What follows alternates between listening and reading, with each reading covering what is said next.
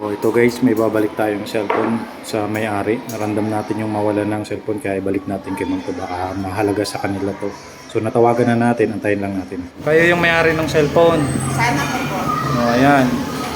May nagmalasakit, binigay sa atin. Ano sa nalaglag po ba? Sabi niya napulot niya, tinurn over sa akin. Eh, Akin tawagan kasi Oo. sir. Sabi ko nag-ring. Inanap na nila, inanap na ng magulang ko. nakita ko may number na tumawag, hindi ka naman na tumawag ulit. Opo.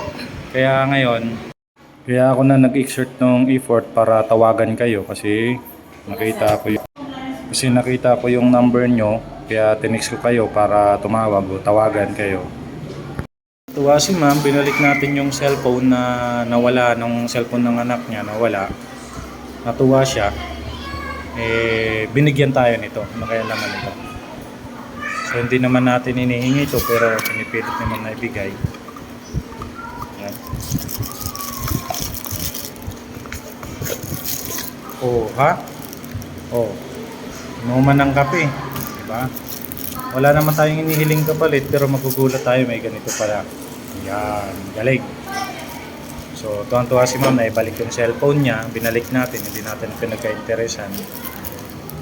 Kaya sabi nga tumulong tayo ng ayon na sa puso at may balik. So, wala pa nga may balik agad.